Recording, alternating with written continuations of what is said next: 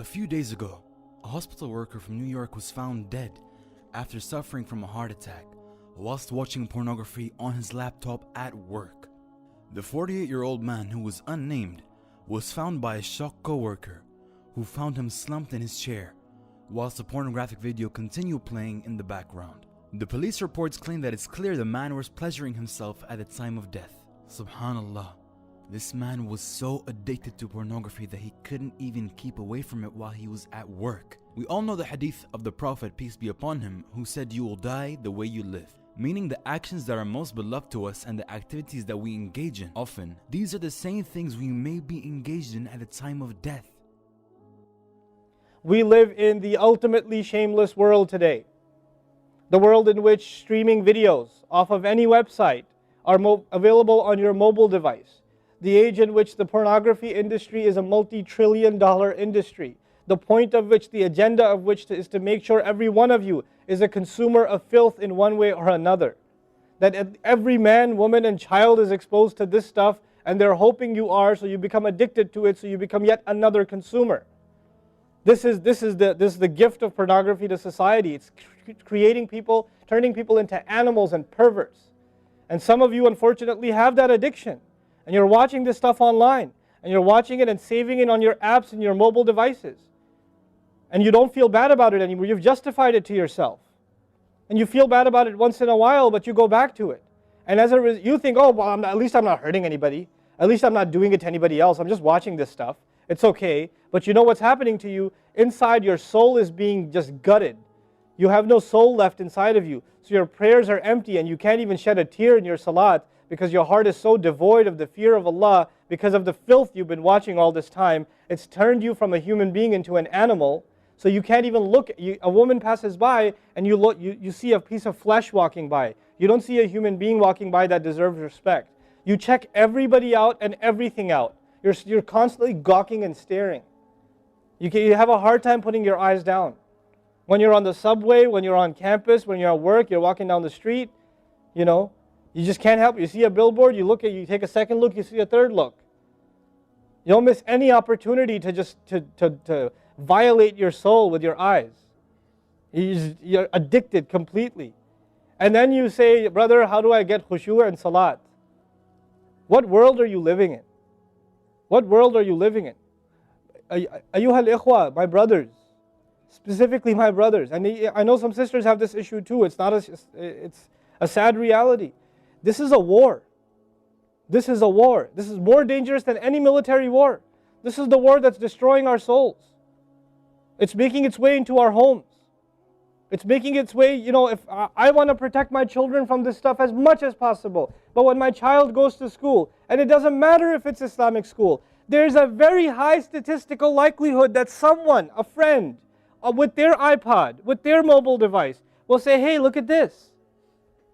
It's a very realistic, a thing nowadays. It's not far-fetched.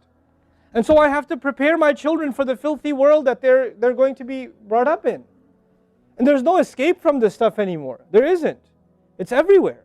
And I don't think that's by accident. I'm not much of a conspiracy theorist, but I don't think that stuff is an accident. And what happens to you guys is you watch a video, you see something filthy, you click it, you click something else, and you end up watching disgusting things. That's what happens to you. وَالَّذِينَ هُمْ لِفُرُوجِهِمْ حافظون. Especially when it comes to their privates, they guard them. They guard their shame. Brother, what's the solution? Should I get married? Like the guy who asked the other day, how can I get married right now? No, guys, the solution is not marriage. Because if you're a pervert, then you're going to be a pervert after marriage too. If you have no shame now, you will have no shame after marriage. Honestly. You think marriage is going to end your problems? No. Your problem isn't marriage. Your problem is spiritual in nature. Your problem is psychological in nature. You need help. You need to stop this. You need to stop hurting yourself like this. You will have nothing. There will be nothing left inside you. I just had an email from a teenager who's addicted to pornography, an anonymous email, 14, 15-year-old teenager. Says, I want to kill myself. I can't stop. I've been watching it since I was 11. My parents don't know. I read this stuff and I cry because he's not one. There's millions of Muslim kids like this. Millions. Millions of them. We have to help these people. We have to do whatever we can. And we don't have the trillions of dollars of advertising to counter that. We don't. And it's not realistic for me to say Facebook, YouTube, Twitter, internet, it's all haram. It's not realistic because it's a reality. It's as common as oxygen now. The only thing we can do is have a mature conversation about this and teach our youth to deal with this and navigate this and not fall into it. The elders that are here, stop watching Indian movies, man. Why are you sitting in a lecture talking about salat and the importance of salat and you don't guard your shame? Mother and daughter and husband and wife and sister sitting together watching whatever? God, come on. Stop. وَالَّذِينَ هُمْ لِفُرُوجِهِمْ حَافِظُونَ. They guard their privates. But guarding your privates doesn't mean you don't commit zina. It means everything that leads to the temptation. Everything that leads to it. They watch it. They guard it. They know it's under attack. They know that their shame is under attack. They realize that their weakness is their urges. Those urges that Allah put inside of us that are so strong. Allah put them there for a reason. He did. And every one of you have them. You don't have to, I don't have to have a dalil for you to have them. I know. The guys that are here. You all suffer that challenge every single day of your life, especially in a city like this one. You guys are living in this city where you're exposed to everything and anything. Everything and anything. And you have to really go out of your way to guard yourselves. This passage is not about high goals. This is about the bare minimum. I told you that, right? This is the bare minimum, folks. The bare minimum is we guard ourselves from shamelessness. We wage a war within ourselves against that tendency. And I know some of you have tried to quit before and you go back. And you've tried to quit before and you go back again. And you go back again. And you keep falling into that trap. I know some of you have done that. And you're struggling with it. But don't give up on yourself.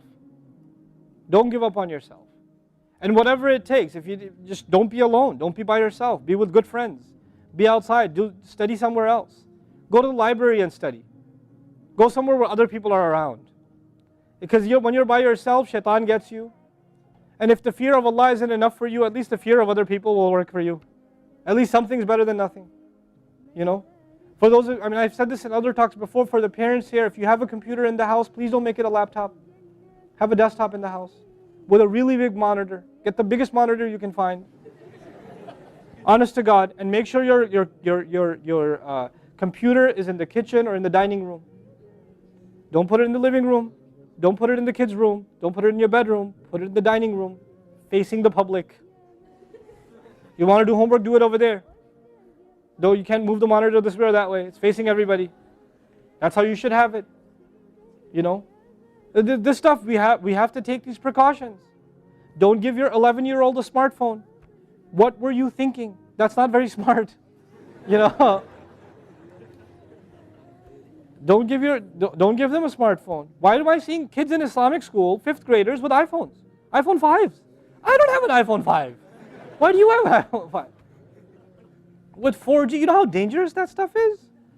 وَالَّذِينَ هُمْ لِفُرُوجِهِمْ حَافِظُونَ إِلَّا عَلَىٰ أَزْوَاجِهِمْ, except upon their spouses, أَوْ مَا مَلَكَتْ أَيْمَانُهُمْ فَإِنَّهُمْ غَيْرُ مَلُومِينَ, or what their right hands possess, then they're not to be blamed. Allah says we have these urges and we can execute those urges, we can release those urges, but to the halal spouse, to the spouse, our spouses.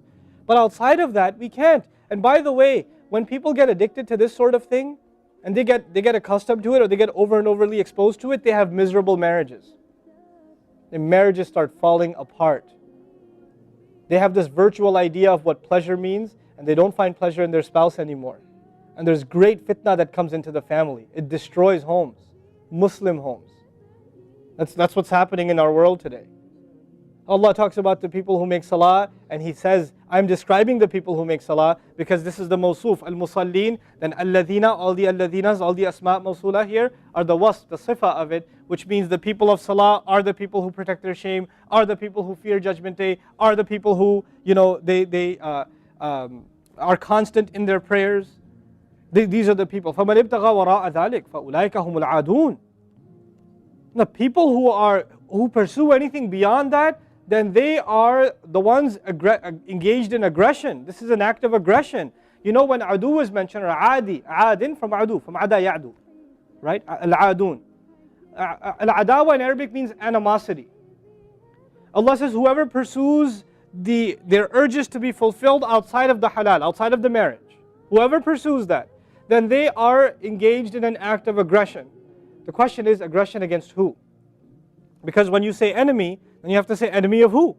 If they've become an enemy, who have you become an enemy to? Allah didn't mention a maf'ul bihi, no jar majroor, nothing related to it. You know what that means? They are an enemy to themselves, their family. They become an enemy even to Allah's teaching. These are the kinds of people. The most important asset you and I have is our hearts.